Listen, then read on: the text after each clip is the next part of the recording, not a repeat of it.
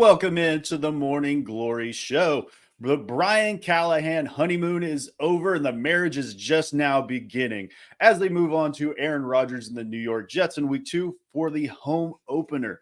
If you guys are checking us out for the first time, do us a couple favors. Head over to YouTube, type in Glory Days Sports, go over to that channel, hit subscribe, and hit the like button on this video and hop into the comment sections down below. If you're checking us out on Twitter/X, make sure you hit that retweet button, hit the like button, and we're going to hop into it. So I'm joined by my bookend tackles, as always, B-Will at B-Will-TF-TV at TF-TV Sports. How you doing today, B-Will? I'm great, man. How about y'all? So far, so good. Well, I can't complain, but I ain't going to complain. Feeling better from Sunday. It is a new week. And what about you, Jonathan, at Esports Valen? How you doing today, brother? I almost left my mic off. What's up, guys? Feeling good. Feeling better. Last week I was severely under the weather. But, yeah, excited to take a look at last week a little bit, close the door, and then preview this Jets game. And hopefully we got to get back on our hands. Hey, man, we got to be 1-0 this week. Got to be. Somebody's O's got to go. Unfortunately, it's on the other side of the records for these two teams. But like I said, make sure you subscribe down below. Enter that Tajay Spears signed jersey giveaway. Like we talked about last week, 94% of y'all checking out the channel aren't subscribed. So if you want to help us hit that 1,000 subscriber goal, which we're like 80 away, we're getting dang close. Help us out with that. In addition to that, we also have our Morning Glory Show merch down below and the channel. Get you a mug, get you a shirt. They look great. Logo looks amazing. But we're going to hop in today's game and preview everything in entirety of this Aaron Rodgers-led Jets team. Essentially, yesterday, we had Jermaine Johnson come out from the New York Jets, which is the starting edge defender for the Jets. He is their numero uno with Hassan Reddick out. We are anticipating him not signing his deal this week. So it'll be Jermaine Johnson's as edge one for them. This is what he had to say on Will Levis. He's a talented athlete and can throw the ball pretty well. But just watching film and just understanding some things about him, especially when he comes out, he's one of those guys that when things aren't going his way, he can kind of panic a little early. B-Will. Any lies detected there? Not really. So this is something we talked about with Levis. I mean, we know what Levis's temperament ain't really the best, right? So Callahan tried to harness his temperament in the game. As he said in the press conference, a lot of these short throws were by design to calm this guy the hell down, you know. But it's as you said off air, Jake, this guy's like what'd you call him? Said he's like a pit bull just biting at the leash. As soon as he breaks off, he's going to bite somebody. Unfortunately, he got put down last week. But he's aching to have that play that just hurts the team. But hopefully he can clear that up. I think it is teachable. So you just can't do that. So I think you can here's learn the thing, though. Here's the thing, though. I mean, some of this stuff that, like, we can rehash the second interception. I just chalk it up to the game, right? It goes on the stat sheet, but the first interception and the fumble, I really just chalk it up to just hurry the hell up a little bit. But the first interception was absolutely. I mean, we've all seen the clip. We've seen the guy on his knees praying to God, or he's got his hand on his head. He just it's inexcusable. And there's no, as Bill Belichick said, there was no good coming out of that play when you do that. So your thought process is what? What is the thought process if you're thinking? You know what I mean? If you're thinking, right? But that's just that. You got to understand the flow of the game, and like you can be the guy with not being the guy, right? So he was the guy last week in the bad way, but he could have been the guy if he would have just managed the game well. And Callahan, some of it's got to be a little bit on Callahan, sort of. I mean, sometimes you just got to take the ball out of his hand. You know what I mean? And that's just, I mean, yesterday or Sunday would have been a game where you just hand the ball off 3 times, go to third down, throw a screen pass, and be done. Or 2 times, throw a screen pass and third down and be done, give it back to the defense. Because they weren't moving the ball worth a flip. Chicago wasn't, you know? So part of it has to be on Callahan a little bit. But really, I mean, he doesn't make the decisions in game. Levis makes the decisions in his game. But sometimes you can't let that. It's like giving a teenager the keys to the truck on prom night, and you ain't never let him drive before. We gave him the keys to the truck that night, and he crashed, you know? So, you know, it's just, it can't happen. And Levis has to understand that, you know, he's at fault for it, and he knows that, you know, and I don't really put too much stock into him not losing sleep. He shouldn't lose sleep. I mean, it's next week. It's game 1, you know, game 2, week 1 all over again, right? So I don't want him to lose sleep over it, but I want him to not be happy. Yeah, I completely agree. And I think Callahan kind of has harped on that with Levis in the past already. It's like you just utilizing his body when he doesn't need to. He's like, hey, we've talked about this ad nauseum. It just hasn't clicked for him yet. This is very similar in that same right. My biggest I feel like question, if we were real quick, I feel like if, and you know, Jermaine's he's entirely right. I get like sort of front runner vibes from Levis sometimes, which I really hate to say that, but it sort of seems like it. Like when it's down in the dumps, hey man, he's down.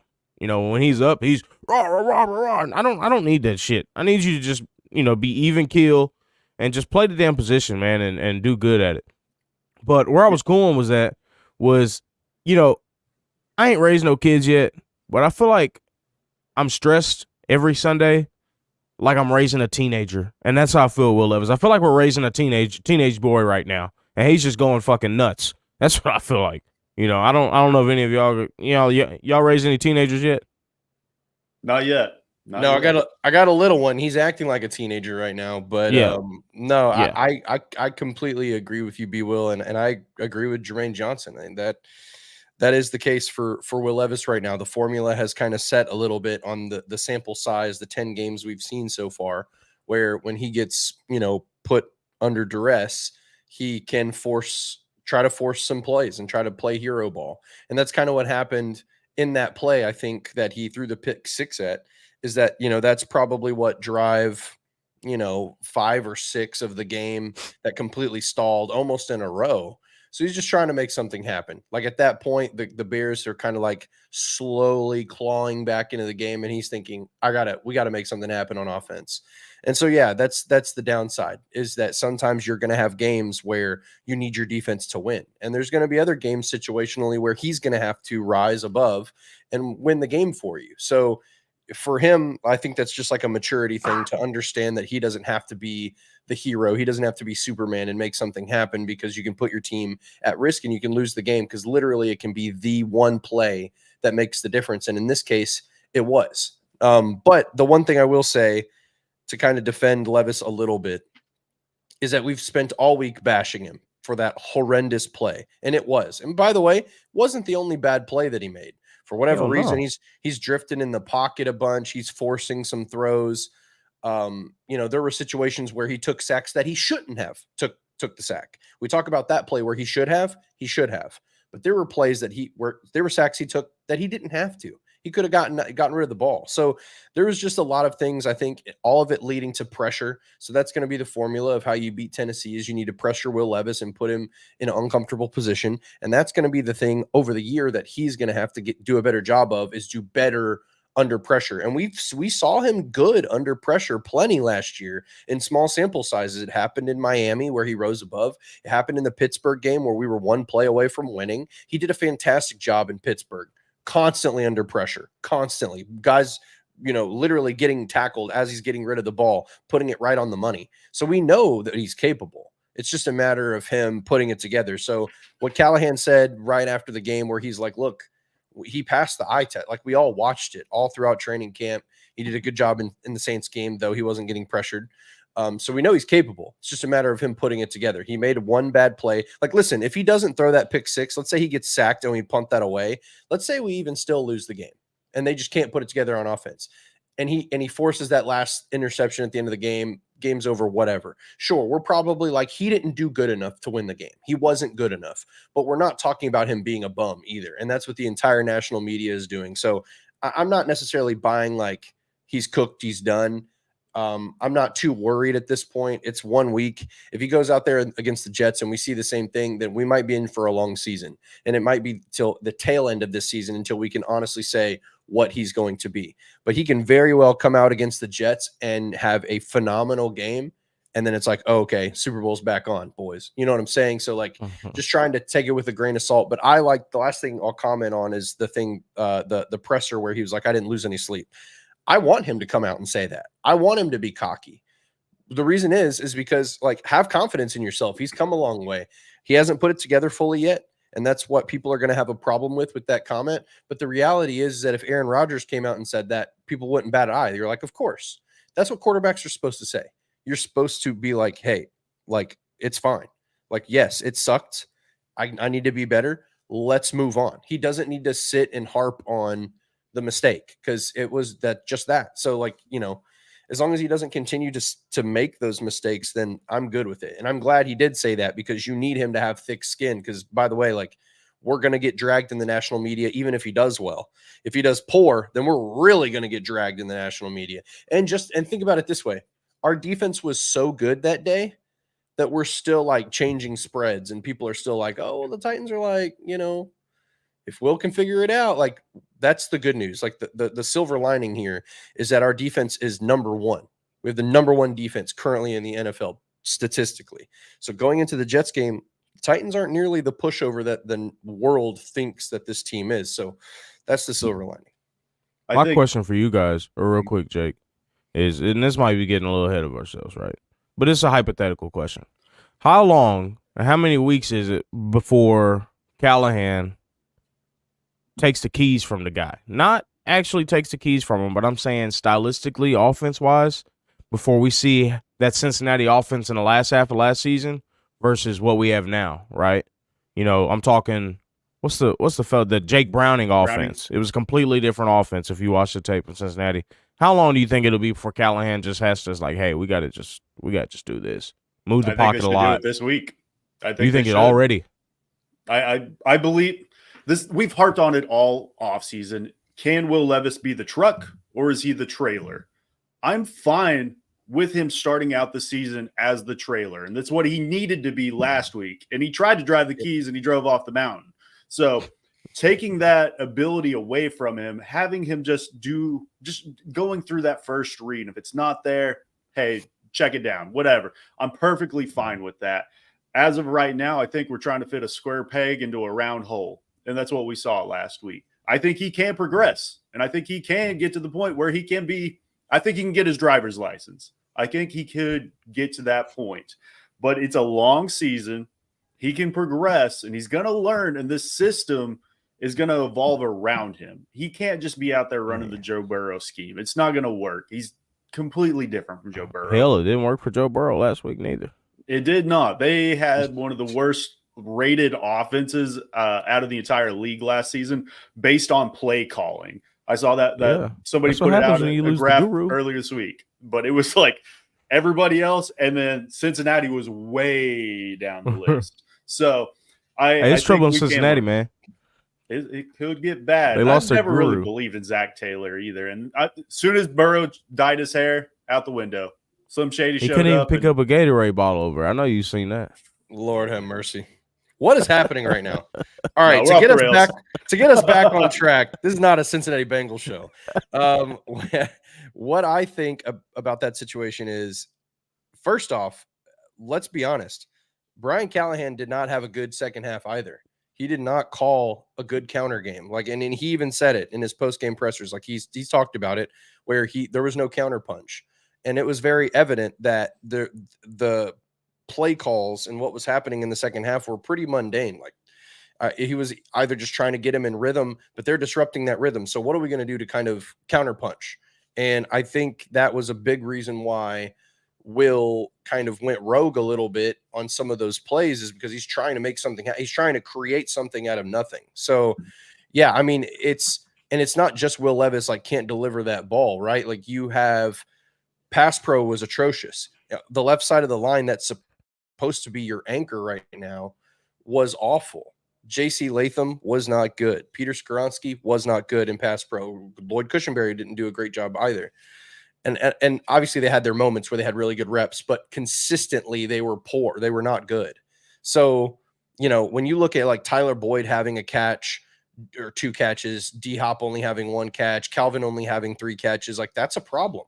These are standout guys. Like it was the same problem for the Chicago offense as well. Couldn't get Keenan the ball, though he dropped a tud, which was crazy. Couldn't get your guys the ball. Couldn't get them involved really. Roma Dunze had 1 fluky catch. So yeah, I mean that's a big problem to me. That's a problem by the play caller, in my opinion. Like we can't get what's the issue? So yeah, so I think that it wasn't just Will Levis not getting the job done, but I think offensively, Brian Callahan wasn't prepared to call a solo game where he was the one having to go after the defense and say, okay, like we're going to strike back. We're going to answer back. So I'm excited now that Brian Callahan has that under his belt and he got to experience that firsthand, like, because you saw it like early in the game, the Chicago Bears defense, it was their MO. They set up, in zone, they drop back, they let you kind of dink and dunk. They try to, get pressure with their front 4 and then call it good. That wasn't working. Titans offense was clicking against that. Brian, they were prepared for that. It was in the second half where, Eberflus was like, all right, we're going to send pressure. We're going to send an extra guy almost every single down, and we're going to mix it up. And then that really threw things off for the offensive line. It really created trouble, and Brian didn't have a proper, like, what did we see? Like 1 screen the entire game? You know what I'm saying? Like little things that you can do to, oppose the pressure. We didn't really see that. So yes, Will deserves all the blame that he received, but I think it's notably worth mentioning that the second half offensively, from a play calling standpoint, there wasn't a counter punch. And if you're not punching back, then you're not really giving your signal caller the best opportunity. Your playmaker there, you're not giving him the best opportunity to make plays. Well, I don't think Brian Callahan was prepared to play behind the sticks as much as they were. The Titans shot themselves in the foot. I think we had 7 offensive penalties. So they have to be more efficient and make that easy on Will Levis. And we saw that dig curl to Calvin Ridley that he found down the field on that 1 scoring drive. That was great. But Will Levis, he was pressured 17 times, 10 of those coming off that left side with Skoronski and Latham. So they have to do better there.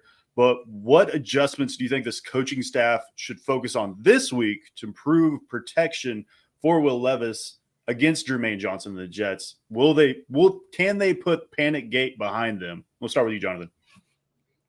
Yeah, they absolutely can. One, the offensive line can do a better job. Peter Skoronski talked about, I think it was like a day or two. I think it was yesterday because of Wednesday practices, but he mentioned yesterday that there was a ton of stuff that he did a really poor job of, and he felt like they were easy adjustments, small technical things that he can fix. We know how good he is. So again, just having a poor game, not a huge deal. J.C. Latham, 50% of his snaps were like, this guy's an all-pro left tackle. The other 50 were atrocious, which is expected from a rookie left tackle, especially a guy new to the left side. So again, I'm not super worried about him. I think it's just a matter of reps. So one, just improved level of play from the offensive line is going to go a long way. You get a healthy Dylan Radins back, which is good news because he was in and out of the game in the second half, which was noticeably worse play from the offensive line. And then I would fully expect to, maybe get, I would like to see like more 12 personnel from this offense. We saw a decent amount of it. We saw almost the exact same play where it was like this, play action boot, like rollout to Nick Vannett where you toss it to him in the flat.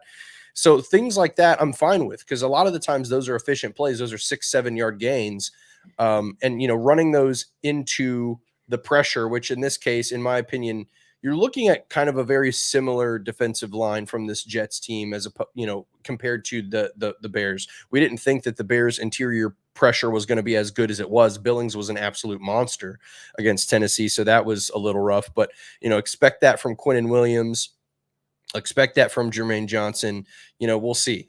Clemens was really good for them, got into the backfield quite a few times, so we'll see if he gets reps against JC or what they decide to do from that standpoint. But, it's going to be a game of trenches again. We're going to have to see the offensive line excel. We're going to have to see I would like to see more screens, more out of the backfield play, whether it's just like wheel routes or just simple like flat check down stuff.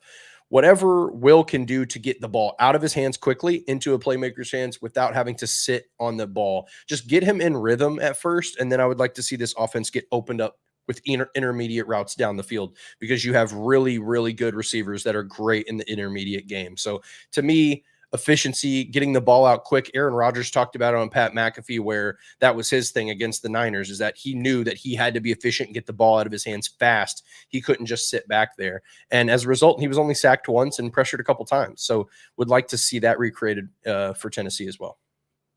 They got to speed up the progressions for Will Levis, I think, is one of the biggest things. Time to throw last week, he was up there. All 4 AFC South quarterbacks were like 4 of the 5 top ones. So got to speed it up a little bit. And I think just like the Titans pressure on their defensive front, I think the Jets are going to boast a similar thing with, like you said, Quinnen Williams and Javon Kinlaw. The great news for Titans fans is these aren't monstrosities of men like Devondre Sweat and Jeffrey Simmons. They are technicians, and they're going to – Robert Saleh, he runs a lot of one-gap schemes. So they're going to get upfield, and they're trying to wreak havoc there.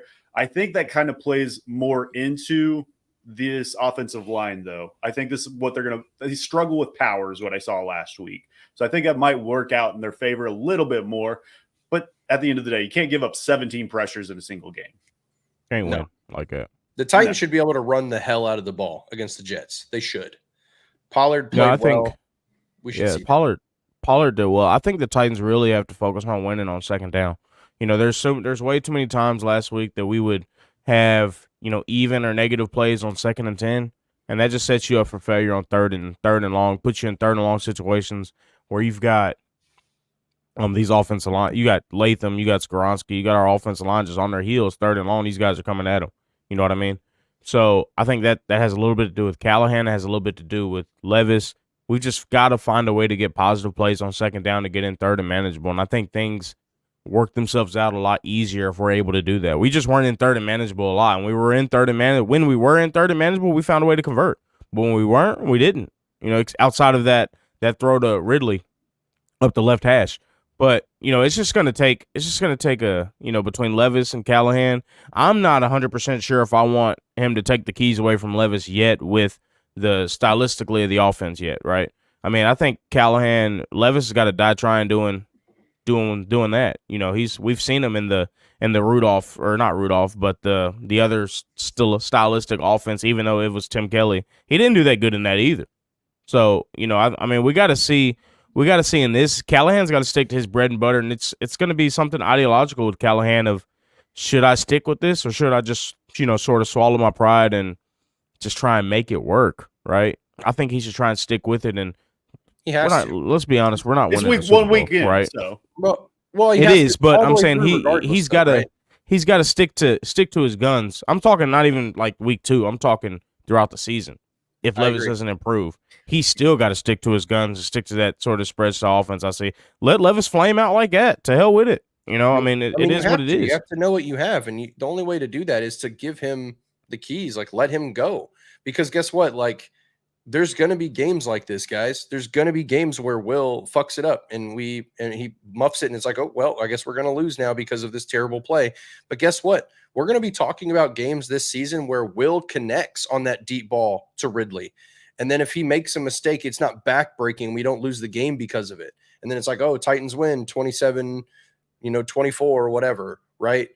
So we're going to have those moments. The only thing you have to hope is that he's able to rein in the mistakes and make more plays than he misses. And he's got like the high boom potential for that, but you don't know if he's going to do it. Like, Jake Browning is not that guy. He's going to go out there, manage the game, and win some games just on efficiency. And they looked good. And you hope that Rudolph can do that in the case that Levis misses time.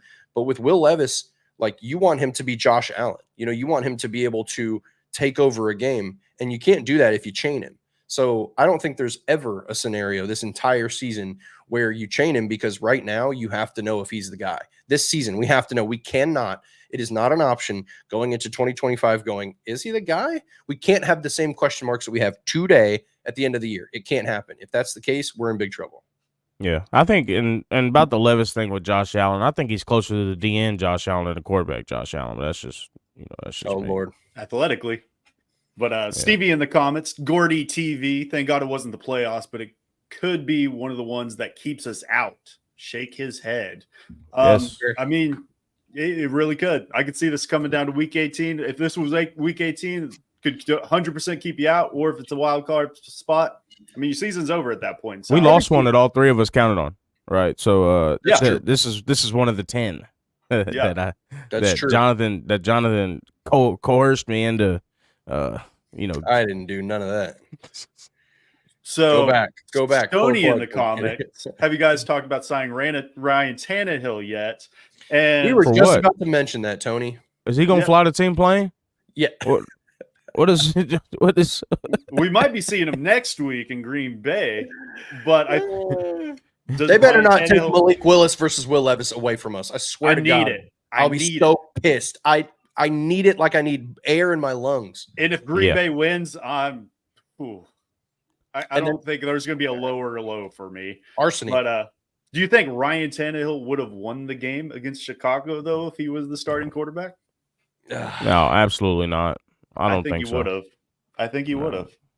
I don't think it would have been. He wouldn't have rolled. He wouldn't have drifted. Mason Rudolph may have won too. Well, here's the thing.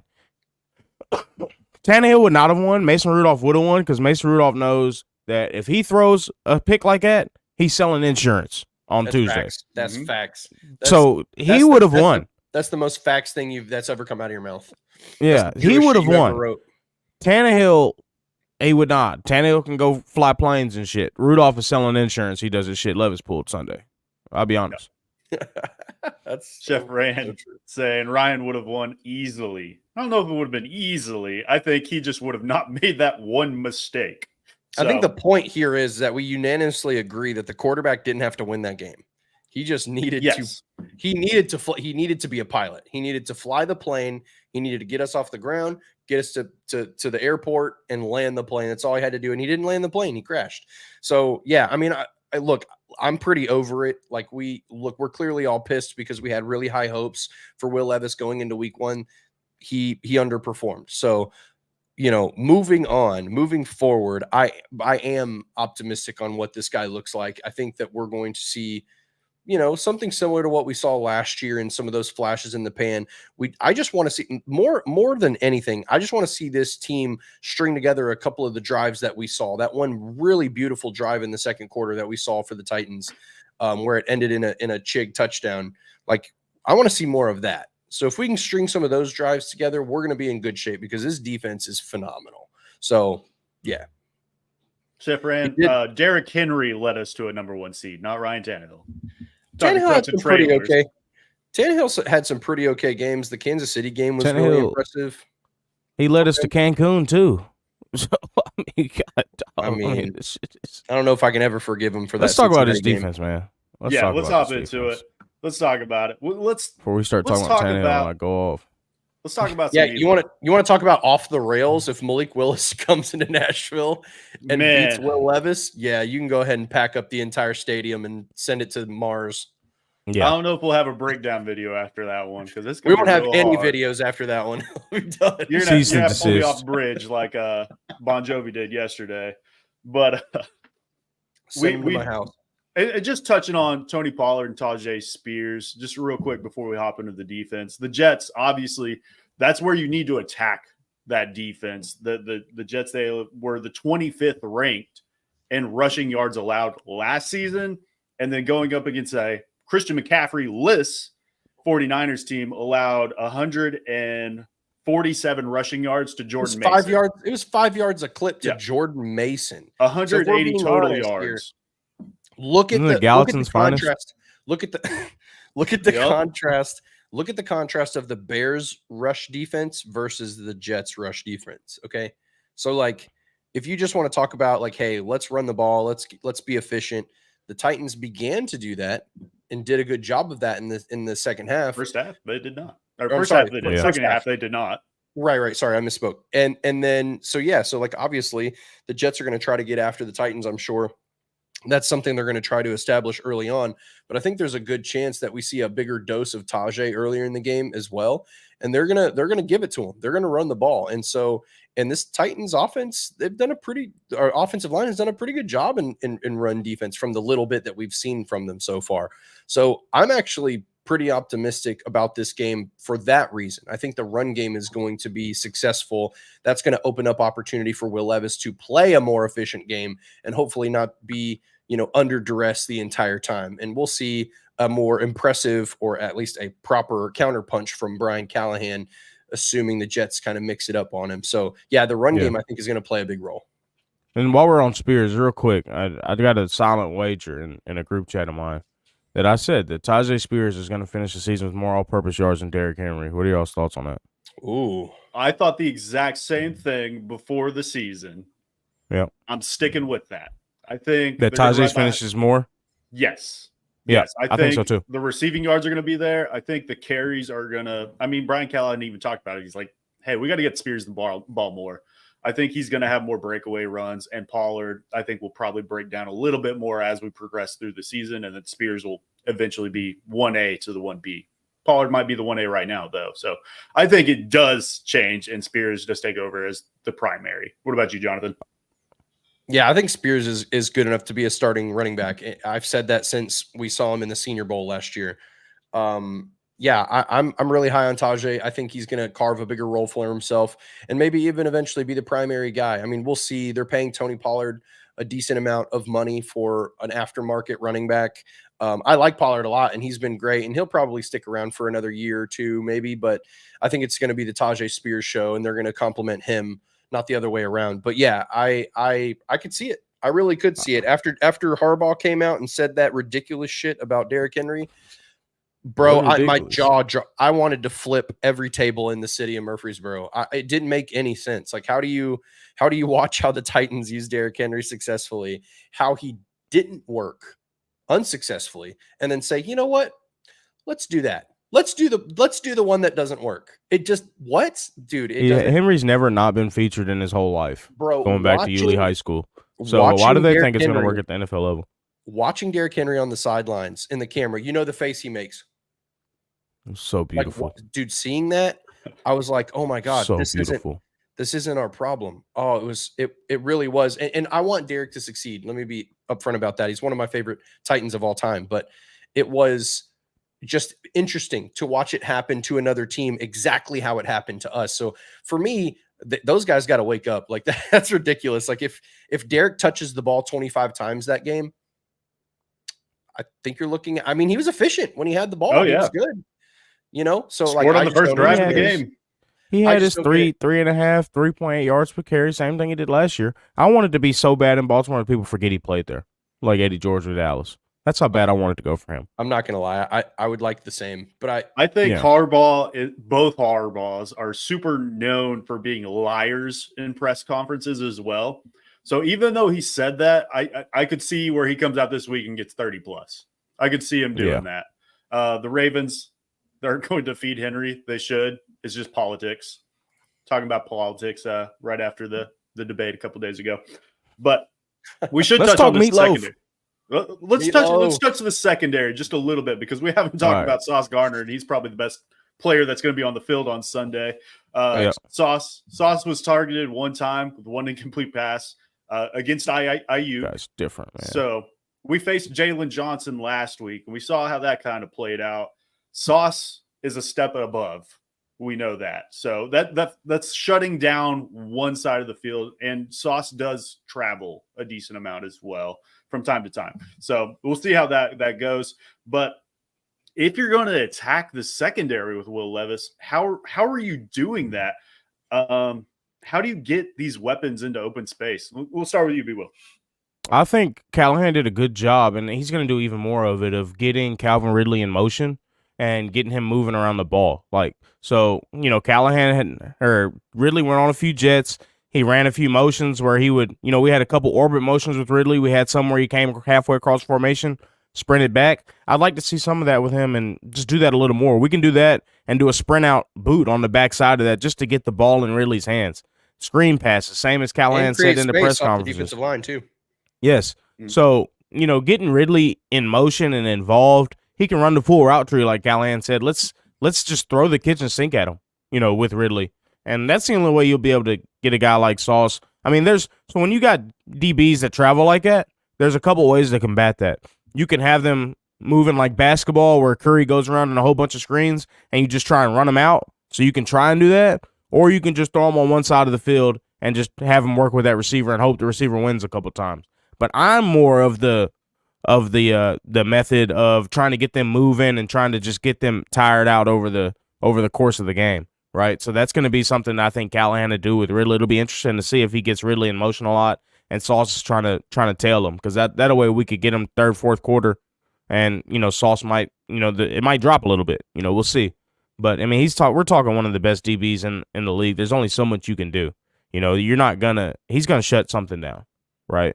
It's just about if we can try and capitalize off some of the opportunities that we get by moving Ridley around, maybe. So it'll be interesting to see. I think Ridley, you can count him out next week. We'll talk about Ridley next week after next with Sauce Gardner. I ain't gonna lie to you. He'll still have some catches. But here's the thing. Like, here's the beauty of that situation. 3 for probably 27. Yeah, exactly. But here's the thing. This is going to be a Tyler Boyd game. This should be a Tyler Boyd game. This should be a game where Tyler Boyd has 6-7 catches, 80, 90 yards, where he finds these blips in the zone, and he gets open across the middle. D-Hop, it looks like he's probably going to play like maybe 80 or 90% of the snaps, like close to full participation, which is really good. Yeah, D-Hop, Chef Ran, he should be close to 100%. Full workload is what it sounded like. Yeah, pretty close is what Callahan said. So having him back is going to be really, really big, because here's the thing.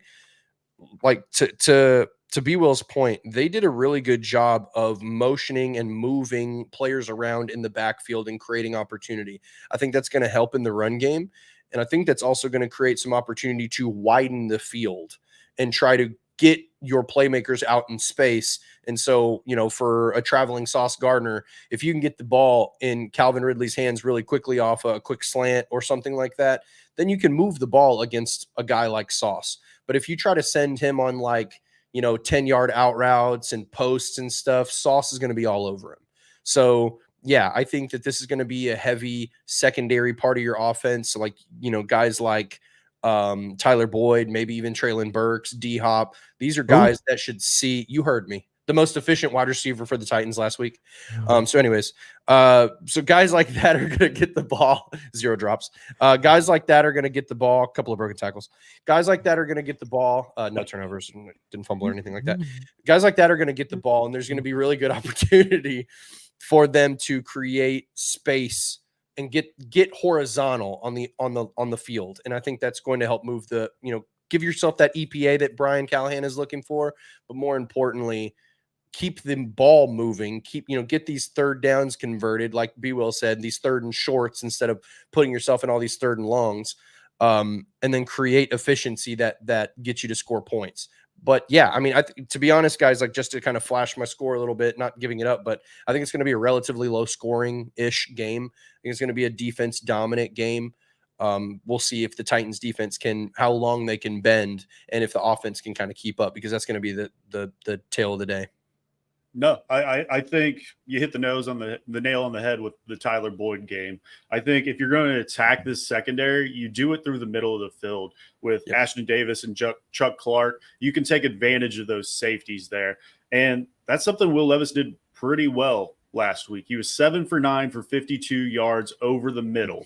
So I think that's where a lot of this needs to happen. And I got to see more play action. I saw a lot of Tony Pollard, Tajay Spears in the backfield and 21 personnel like like Stoney said in the comments. We got to see some of that. We got to see some 12 there. I think this could be, in addition to Tyler Boyd, a good Josh Wiley or Chigakonkwo game.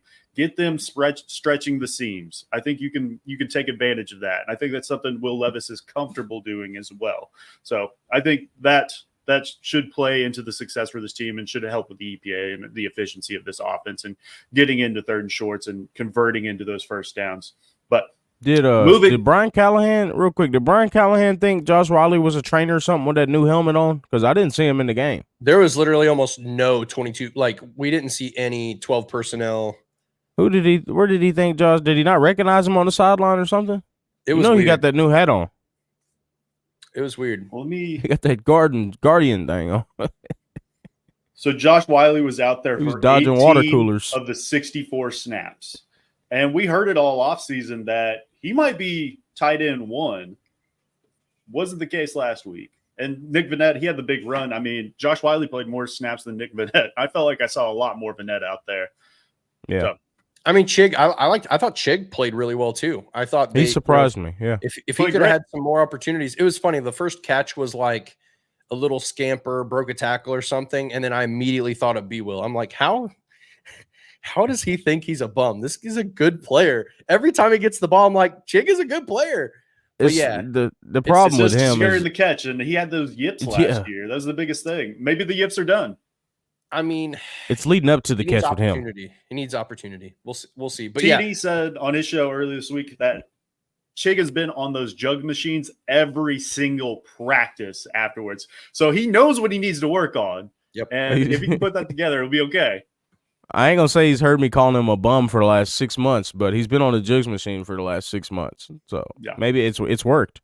I just needed to work with a little. Maybe I got to do that with Will Levis. Yeah. It still ain't worked for Traylon Burks. Amani Hooker, it worked a little bit. He still had his Hooker moments where he deserved to get hooked. But, I've found out with that guy. So here's the thing, looking at Amani Hooker and, last week, he plays a lot better when he doesn't have to do two things, cover somebody or play center field. And it just sucks for him because that's what safeties do. But if he can come downfield and play in the box, he's serviceable in the box. He played center field really well last week. No, man, I don't want this guy in space. He was pretty good in space last week. Was he not? The only space I want him in last week. Hey, the only space I want him in is up there with the astronauts that didn't come back. That's where I want him at. I don't need him in space on the field. What does Amani Hooker have to do to win your love, man? I'm just saying, I don't need this guy in space on the field. We got Jamal Adams that might be out there this week as well. That might be taking away some of those box snaps. And Amani might be more covering that center field. Lord have mercy. We'll see how that plays out. Well, let's bring up this injury report, which the Titans they put out theirs afterwards. All full participants across the board from Radens and Hopkins and Adams. I think there was the only 3 listed, and those are all full participants. So we just have the Jets really with DJ Reed being a limited. That one could be big. Javon Kinlaw, not injury related. I didn't see reported why he was not out there, but by all accounts, we have to assume he's going to be out there. And then everybody else, Ashton Davis, Mike Williams, probably the Michael Clemens. Mike Clemens. Mike who? Mike Jones. Mike Jones. But Michael Clemens. It's like that's a white guy. Oh, yeah. But Mike Williams, that might be one of the biggest ones we see out there just because we know Garrett Wilson probably going to be shut down by L'Jarius Sneed, and I would anticipate him shadowing this week. And then it comes down to Mike Williams and Alan Lazard, Aaron Rodgers' boy. He didn't really shadow as much as I thought he would. Last week he did not. I was just about to say that. And I think that was by design, right? Because you got those 3 studs out there. Yeah. Right. Yeah. So, you almost need L'Jarius to just kind of play the strong side of the play, That's what I was about to say, so it makes sense. But, yeah, I think for the Titans this guy knew this week, it's very straight. It's very straightforward where he should be following Garrett Wilson. And Roger McCreary, he didn't get the love that he deserved really either. McCreary was awesome, bro. Oh, he's amazing. He had some really big plays. 3 tackles for losses at the slot position. He was all over it. So, yeah, I'm actually pretty optimistic when it comes to the defensive back wide receiver matchup for the Titans. I think the Titans have the edge on that. I really do, actually. So, Garrett Wilson, He's a phenomenal player, but I think you can take him out of the game. This is going to sound so ignorant, but I think he can be taken out of the game fairly easily because you have L'Jarius Sneed. You know what I'm saying? Like, I'm not saying he's a bum, but I am saying that should be, you should be able to cross that off. This defense matches up really well. Our defense matches up really well. Do y'all know who really surprised? Wasn't a surprise, but it was refreshing to see Jarvis Brownlee Jr. Oh my gosh, he shut down that entire series that he came in. Oh my gosh, the week 1 rookie, what, 5th round pick, 6th round pick, 5th round. What? That's insane. What he's doing as a 5th round pick week 1, that's crazy. We've got 1st round picks. We're still trying to get the best out of Traylon Burks. It's ridiculous. You know what I'm saying? It's just, Carthen might have hit with one on there, and his game is so similar to Sneed's that it's going to help him so much because Sneed's going to really just mentor him. You know what I mean? He's our Trent McDuffie. Yeah. Well, he is. Hold on now. I'm not saying he's going to be Trent McDuffie. I'm saying he is our Trent McDuffie. He's in the protegeal role. Yeah. We'll say that. Yeah. Yes, there we go. It's exciting to see because we haven't had that in a corner. And even McCreary played extremely well in the slot. I mean, that's where his home is. I don't. Hopefully one day he can move outside, maybe. Maybe he can jump off the porch. But right now, I need him in the slot. He does really well in the slot. That secondary was extremely sticky, guys. I mean, that's one of the best secondary performances I've seen from the Titans in my life. And that's a good receiving core they did it against. And a good quarterback. I'll give Williams, you can see it. He didn't play well. You can see where he's gonna be Caleb Williams. Yeah, he's gonna miss a lot of easy throws that he will make in the future. And they didn't give him a lot of opportunities either. They dropped some of the easy throws. He put a dot right on Kellen or whatever his name, Keenan Allen. So yeah, that secondary was extremely sticky and they did so well. And also, are we talking about Meatloaf yet? Are we talking about Meatloaf? We'll give Meatloaf his flowers here in a second, but we got to give flowers to Chidobe Awuzie as well. I think it went overlooked. I think it went overlooked out there because he was not targeted. He allowed one catch to Keenan Allen, and that was it for 7 yards. Yards. So even though you didn't see him on the broadcast, he had a very good game as well. So this is a 4 rotation between those starting 3 and the rookie out there and Diggs Brownlee. And Diggs played okay, I thought. Looking back at it, he allowed some stuff. I think it will get cleaned up.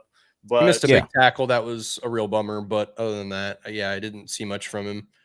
But yeah, let's get some, like Stoney says in the comments, some meatloaf. You hungry?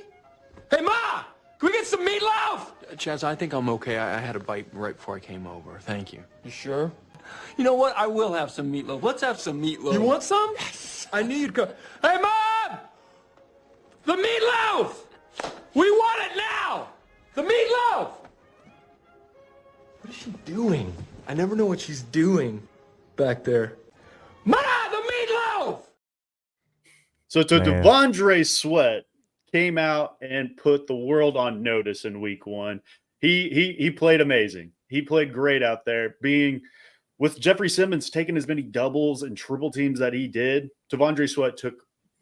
You got to give flowers to Keandre Colburn, Sebastian just again. This entire interior defensive line played lights out last week. Lynch, he played like 7 snaps and he had the one good play. He had a really good pressure. He had a good pressure, knocked down the ball. Man. Jonathan sees the best in everybody. Yeah. I'm gonna reserve my Lynch. We're not gonna lynch just yet. Hey man, if I'm ever feeling down in the dumps, man, I'm going to Jonathan Miller's house. Jonathan gonna talk you up. You're great, man. You're great. You're doing an excellent job, buddy. But Devondre Sweat, he debuted his swim move, played great. He's putting it all together. And the biggest thing we harped on all off season was, is he going to play the amount of snaps that he needs to play? Dude finished like 3rd in total snaps from the rookies in the interior defensive line. I think Byron Murphy had a few more snaps, and then Fisk, who was just an animal. More than Byron Murphy again. It was like I think I can't remember. I think Devondre Sweat played like 38. I feel like Murphy played like 41. It was not a big difference. And then Braden Fisk, dude is just a machine out there. He can play every snap he needed to. So Devondre I've got to Sweat watch some plays tape lights on out. him in LA. I've got to see how he did. I didn't watch it. I just looked at the snap count, but by all accounts, it looked like he played pretty well. So, what are our thoughts on just these rookies in general? Devondre Sweat showing out. We've got Jarvis Brownlee showing out. We didn't see any Jaquan or James Williams, any of these other guys, and Latham played okay. We talked about that earlier. Yep. But looking at how young this roster is on the defensive side of the ball, and we talked about it in the group chat, at what point in time are Titans fans going to start talking about how Sweat is better than Simmons, even though Simmons is taking up all of the blocking? Start with you, Jonathan. I think Jeffrey Simmons is over the moon by this pick, and we got to 100%. see it in real time. So yeah, I mean, it was like all off season long we were talking about like, oh, is this player blah blah blah blah. Like all of the scrutiny that Devondre got was ridiculous, and he went out there and showed why he was the best interior defensive lineman last year in college football. Hell, why he was the best defensive lineman in college football, you could argue, right? And so for me, I was like, I'm not surprised by this level of play. I'm really excited by it because this is a running mate in the interior. I mean, these guys have the ability to be the best duo interior defensive linemen in the league. They really do. And, you know, we saw it a little bit from Simmons, and we talked about it. Our keys to victory basically last week was the interior had to be dominant. And they had to eat up, you know, 3 blockers so that these edge players could get a chance to have some one-on-ones. That's exactly what happened. As a matter of fact, Jeffrey Simmons ate up 3 blockers at one point. And then we saw Harold Landry off the stunt, free sack. And so that's exactly what we need from this team. So if Simmons is not in the backfield, if he's getting doubled, Devondre has a chance to get one-on-one. If Devondre is getting doubled, Jeff has a chance to get one-on-one. And now there's the potential of that happening. But I can tell you right now that teams are going to be like, screw it. We'll just give the rookie that one-on-one opportunity. He's going to blast past people, and eventually he's going to start making some plays where he connects. He's like this close on so many plays where he's going to make a splash play. He couldn't quite get home, but just the level of pressure created so much opportunity for his teammates. So if that is the floor that Devondre Sweat gives you, he's going to elevate this defense. All the players around him. I mean, hell, like the edge play was pretty decent. Like there was some good pressure. It was a pretty good performance for the defensive line as a whole. And we didn't tally a bunch of sacks, but the pressure they created was, you know, helped all across the board. And when you add a guy like Ernest Jones, who's going to see more play, get him flying into the backfield, you know, Kenneth Murray kind of getting sideline to sideline. Like there's a lot of opportunity for this defense to be elevated. And Devondre Sweat is a major part of that now. And it's so exciting to watch. I love the player. I love the pick. I'm even happier that it's coming together. And he even said it, like you can see the confidence growing in him too. In the presser, he goes, that's not the best game that you guys watch me that I'm going to play. And when he said that, I went, Birdman hand rub. I'm like, oh, okay, let's see what's going on. So yeah, really excited for their potential. And then for the other rookies, yeah, I mean, Jarvis Brownlee, like we saw in camp, like he's as advertised. He had a pretty good rep, several good reps, really, if we're being honest. In that game, he saw more play than I thought he was going to, surprisingly. He was out there quite a bit, but I loved it. And I'm really, really high on him. I'm really excited about that. Jaquan could have been better in the return game, if we're being honest. He had a lot of opportunities and didn't really do much with it. So, but I don't think it's because of his ability. I thought it was because of the design. I think Colt Anderson needs to get in the lab and kind of get creative with some blocking, pull some players, take a look at what happened week 1, take some stuff from some other teams and get a little creative. The damn Bears special teams coach ran a damn counter on us on kickoff. Yeah. I was like, what the fuck, man? Yeah. Talking about kickoff for a second, Stevie in the comments. Speaking of Jaquan, we were talking about earlier, should we mix up more spears in the return game? What did we think about this return game in general? I didn't necessarily see a lot to like from Jaquan out there, and I think if you want to get spears more involved, I'm fine with that. I think it's just another way to get playmakers the ball, but I think in his own right, I think Jaquan's going to get better as well because I think he is a playmaker as well. I think kickoff, we have to get some playmakers involved in kickoff. There's value in that, in the way kickoff is set up now. You saw it around the league week 1, big plays. I mean, you still have that moment of angst like on kickoff, because guys are just running free, and you've got guys running with a full head of steam at a 30-yard line. So big plays can happen on kickoff. I think we've got to find a way to get our playmakers involved on kickoff. You know, somebody like maybe not punt return. I'm fine with just throwing somebody back on punt return, but on kickoff return, I would love to see, you know, Spears or somebody in there. I mean, we got to utilize our guys. Spears, we know he came in without an ACL. He's only got a certain number of miles. The way going off of what Carthon's done, you know, evaluating running backs with Spears in the 3rd round, I'm confident that we can get another one. So let's run the miles up with Spears, throw him on kickoff, and try and get the best out of him, the most out of him now. And I think we should do that. But there's opportunity on kickoff return to really have big plays depending on the playmaker you have back there. Both of them. You know, there's a lot of opportunity. Mm-hmm. Let's get creative, man. Let's get creative. Let's pull half of the players on the right side and literally create like a funnel up the left side, do something crazy with the blocking, and literally just run it down the hash like the Music City Miracle and call it good. Just get creative, man. Like, have fun with it. They said Aaron Rodgers came back with a full playbook of kickoff return plays after his ayahuasca trip. I believe it. Yeah, you got to get creative. Yeah, I would just like to see Colt get in his bag a little bit and you know, toss some stuff at him. Jaquan is a very talented returner.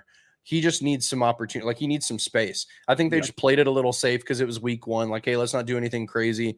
Now I think they need to do something a little like mix it up a little bit, have fun with it, because I think the Bears did a pretty good job on special teams in that way. So would like to see them mix it up. But yeah, as far as the rest of the rookies, like, really, really excited for the potential on this defense. I'm really excited to see Ernest Jones out there more. Yes. I want to see him as a full-time starter, get Jack Gibbons off of my football team so far away. He needs to go up there at the International Space Center with Hooker. I'm fine with that. I can agree with that. Yeah. So like, yeah. And just to hear him, I don't want to talk about Jack Gibbons. Never mind. I don't want it's going to make me mad. Like, he said he missed an assignment, Jonathan. Yeah, bro. He blew the block on the punt. He almost got our punter killed. Yeah. Yeah. No. Hey, what do y'all think was going through Stonehouse's head? Second punt back. You got 250. You know those memes where it's like, you know how I ended up here, and it's like pauses and freeze frame. It's the same exact thing that happened last season. Ryan, and you might be thinking, how did I get here? Yeah. Well, me too. Stonehouse is a nice guy. Yeah, Stonehouse is a nice guy, because if I was Stonehouse, I would go on that sideline immediately to Gibbons and cuss the paint off of him. Meet Dr. Gibby from Stonehouse. Meet Dr. Gibby. Good thing he's a doctor, because now my fibula is snapped in half, and he's going to be repairing it on the sideline. No, secondary. And I felt that for Stonehouse too. Right. I felt that for Stonehouse too when I seen them bearing down. I said, "Oh my gosh!" Yeah, knew it was coming. No. Sign of but to the rookies though, with Sweat, guy. I mean, he's just he elevates that defense. Like you said, Jonathan, he's the glue for that defensive line, that whole defense. He allows teams, or he doesn't allow teams to just set up shop and just run the ball down our throats because they can't pass the ball on us. He sort of forces their hand a little bit. And then what's really impressed me with Sweat, something I had reservations on him, 2 things was, his stamina in game, and he's lost a lot of weight in the offseason. He looks exceptional, man. Looks like he's ready to go be in Men's Magazine right now. But he's lost the weight for the stamina, and then he's also shown some prowess in the pass game and pass rush. He's shown a little bit of a toolbox there. So exciting to see. Not missing sounds like bro. Did you guys see how many assignments Jack Gibbons didn't miss? He did such a good job being on the field covering a guy that still caught a ball. Hey, man. What? Jack Gibbons. He reminded me of Rashaan Evans, the way he would just run around like with his head cut off in the secondary. Oh, my gosh. He's Rashaan Evans without being an athlete, which is all it's that Rashaan had going for him. Yeah, at least Rashaan was a demon in the run game. Razor blade. Bring him back. But Jack Gibbons, he finished with 30 snaps on the day. EJ finished with 26. You would anticipate that flip-flopping and moving in EJ's direction very soon. Going back to this defense, and obviously we're seeing Aaron Rodgers Aaron Rodgers saw the first full four quarters in like 2 years last week. Ultimately, that's what's going to make or break this defense, in my opinion. How good is Aaron Rodgers going into week 2 as he progresses and gets back? Jonathan, what did you see from Aaron Rodgers last week? Did you still see that A-Rod of old, or is he moving more and getting better? Is he still who he was? I don't know what I'm trying to say. No, I know what you're trying to say. Yeah, I wouldn't say that he's back in form. I mean, you have to think like the injury that he's coming off of is pretty challenging. I mean, that's you have to plant into the ground and deliver the ball. I think I think he's fully healed, but I think that he still is adjusting to a new team, still is adjusting to the game again. I mean, he missed an entire year. He only played a couple snaps and then he was gone for the entire year. So yeah, he's Aaron Rodgers is still Aaron Rodgers. I mean, he's still going to sling the ball. He's still going to deliver. He's still going to be efficient, get the ball out of his hands really quickly. Like that's what the Titans can expect in week 2 is a guy who's not going to hang on to the ball. There's not going to be a ton of time. Now, what I am excited about against Aaron Rodgers in particular is the interior pressure that's going to come to him.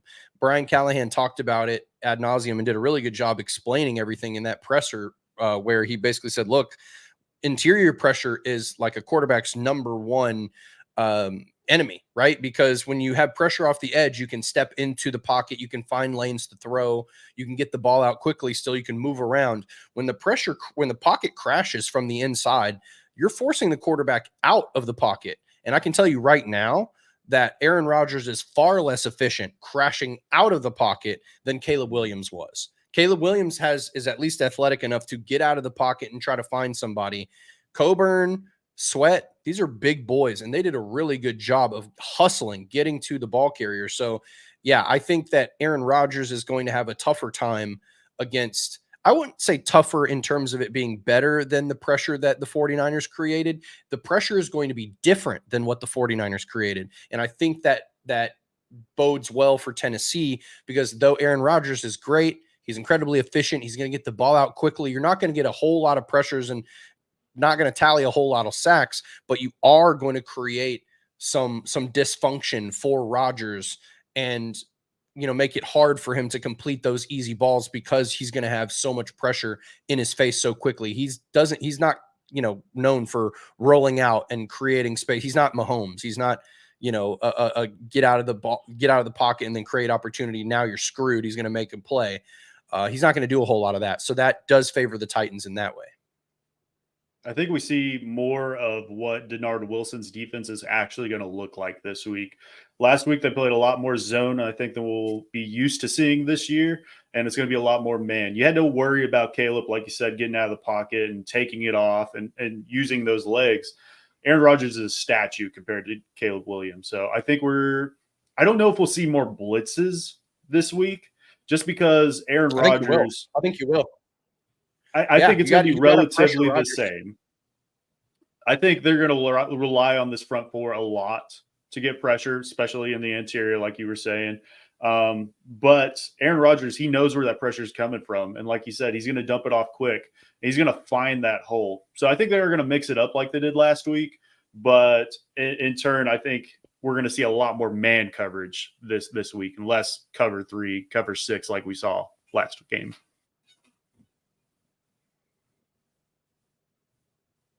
Yeah, I think we're good. Yeah, so with Rodgers, I mean, I think we're going to see a little bit of what you said, Jake, with a lot more man coverage and such. But at the end of the day, I don't think it's more so on Rodgers. I think it's the fact that he's got Nathaniel Hackett, Todd Downing, and Keith Carter on that offensive coaching staff, and that's abysmal. I heard we were going to retire. I heard we were going to do a ring ceremony for Keith Carter. Did y'all hear that? A ring of fire, maybe. Yeah, but that's really what it boils down to. Is we're gonna see how that offensive line, sort of how their offensive line sort of reacts to ours. We're gonna see Olu Fashanu against Latham. Nobody talks about that. We'll see that. Oh, yeah. So it'll be interesting to see. I think Rodgers will still be decent. It depends on if Mike Williams plays. Mike Williams give him that second option. Lazard is okay, but I don't anticipate Garrett Wilson getting that many opportunities with Snead traveling with him if that's what happens. So interesting to see. Well, I think we've covered just about everything today, but we got to give our picks for this week, and we're going to do just like we did last week. We're breaking down the AFC South. We got B-Will's picks after me and Jonathan got off the show. Unfortunately, we all picked the same teams. So we are all 2-1 at this point in time because we picked the Texans. We picked who played the Jags, I forget, but we picked them to lose. Miami. And then Yeah, they played Miami, and we all picked the Titans to win. So we're all 2-1 at this point in time. But we've got 4 games to pick this week, and we'll break down the other 3 AFC South teams, giving our wins and losses, and then we'll break down this Titans-Jets game, and we'll actually give you a score prediction on that one. So we're going to start with Bears at Texans. With a Sportsline has a Houston as a 6-point favorite at this point in time, or as of last night. Haven't seen if it changed. Jonathan, where are you going with Bears Texans? Yeah, I'm taking the Texans to cover. Their Texans money line pounding it. Yeah, I think they're favored by 6. There's a good chance they win by 10 or more points. This is a very, very good team. They played well against the Colts last week. But more importantly, CJ Stroud looked really, really good. And we know what the Bears are for the most part. We watched it happen. Caleb will put it together eventually. Is the get back next week, this Sunday? Probably not for him. Good Bears defense, a little bit better Texans offense, I would say. The Texans ran the ball incredibly efficiently. The Bears were a little bit of a liability in the run game early on. Let's see if they can string that together. But yeah, I like the Texans to cover, and I'll take them. Where are you going? Yeah, I'll take the same. I'll take the same Texans over Bears. I think, especially if they get that run game going in Houston, that's a really scary proposition. That's what they were missing last year. And if they get that going, no bueno. Yeah, Mixon looked great for the rest of the AFC South and potentially the league. Man, coming into this, I was thinking Texans too, but I think I'm going to go contrarian because we've got to mix it up a little bit. And if I'm going to get this lead out there, I don't know if this is the game to do it, but I'm going to go Bears. I think Caleb Williams starts 2-0. We see a different Caleb Williams out there. I think he's going to look what he's going to more look like. So I'm going to go Bears, which leads us into Browns at Jacksonville. Jacksonville is the 3-point favorite. Deshaun Watson's got all the troubles again coming to roost. But B-Will, we'll start with you on this one. Where are you going, Browns at Jags?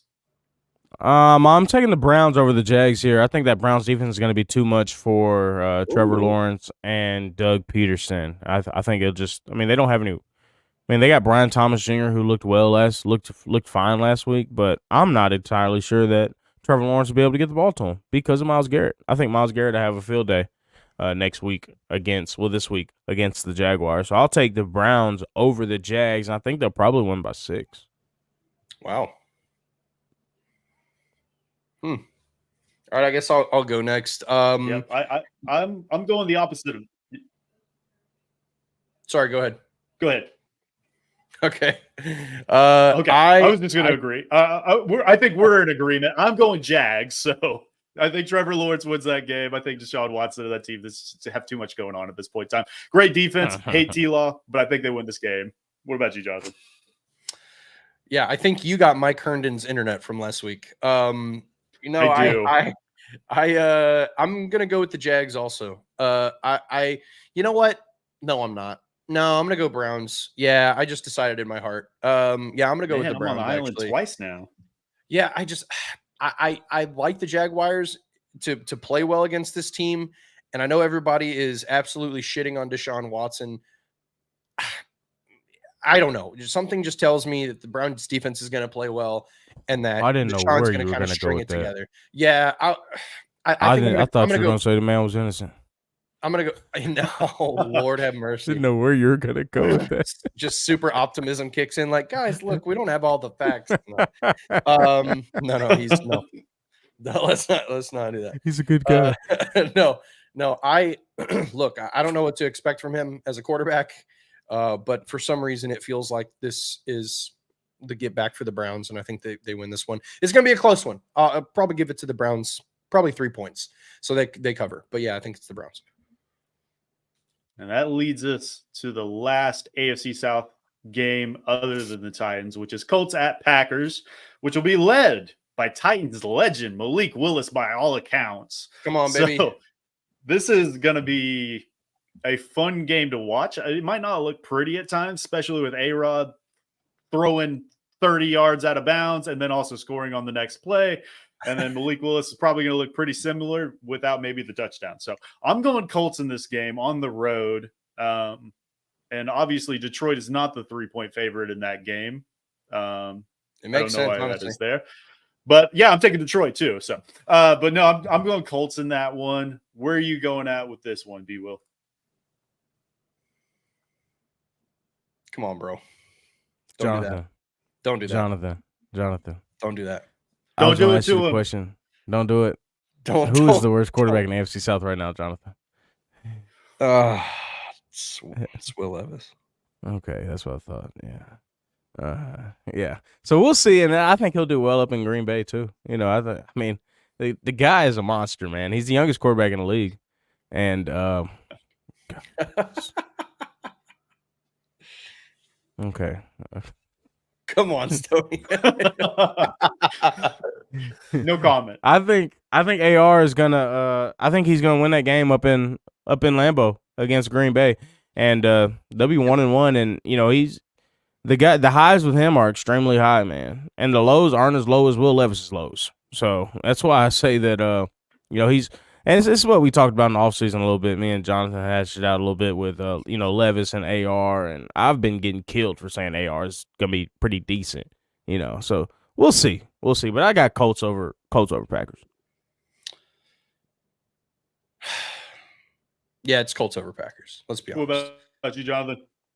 It's Colts over Packers. So we're all in agreement on that one. Yeah, So, for a second, I considered Malik. And like, maybe he can do it. You know, different offense. Who knows? Maybe he could be the guy. But yeah, I think he's going to go up there and struggle. It's going to be the Colts. I'm glad I got Josh Jacobs in fantasy too, by the way, because Malik's not going to throw the ball more than 10 times. Which, if my internet is going to, oh yeah, no, Jets over Tits. They're going to run it to the wheels fall off, Malik, and he'll have a lot of the carries too, I think. Which leads us. Jets over Tits. Jets 3.5-point favorites as of right now. This one I've gone back and forth with, and I guess I can start on this one before my internet goes out again. But I'm going 23-17 Jets. I think the Titans start 0-2. I thought the Jets were going to win before last week. As of right now, I'm going that way as well. But I forget who we went with last time. Jonathan, how do you see this game playing out?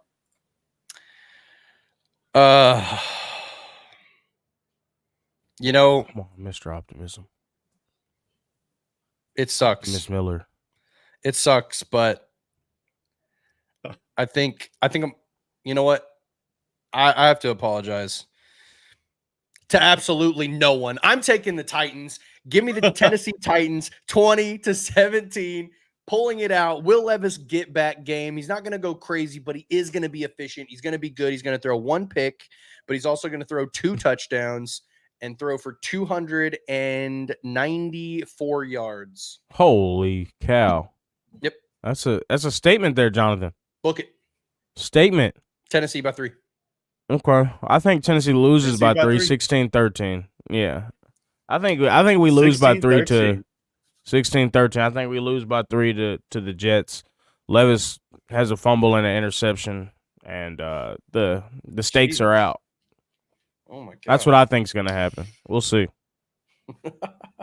So we're definitely going to have some shakeups next week when we come back next Thursday for next picks, because we all went way all over the board on this one, and we talked about it before the show. We're like, we're all probably going to have the same picks again. That's how it's kind of breaking down, but. I'm on an island with the Bears and Jags. We're all in agreement on the Colts. You guys have the Texans and Browns. Me and B will went with the Jets in this game, and obviously Jonathan went with the Titans. So it's going to be real interesting. Hopefully, we're going to have some mayonnaise in the air on Sunday night, and we'll be back with you guys then after the game. Hey, it doesn't smell bad. I got it in yesterday, like right before I left work. But did it jump out your hands? We'll be back joining you guys to recap the game. Right. Almost dropped it. Almost threw it to somebody else. I was about to say, the motherfucker just wants to get thrown to somebody else. But yeah, we'll touch base with you guys Sunday night after the game, breaking it down, and then we'll progress into week 3 against Malik Willis, fingers crossed.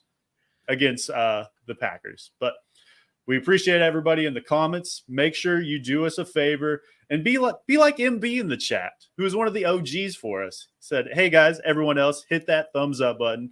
100% agreement. Hit that subscribe button. Shout out Get to us MB. to that 1,000 subscribers. Shout out MB. Been here since the beginning. But there's 300 of you guys in the chat right now. If all of y'all hit that subscribe button, we'll get to that 1,000 subscribers right now. So do us a favor and do that. But we appreciate you guys. Love you. Mean it. Peace.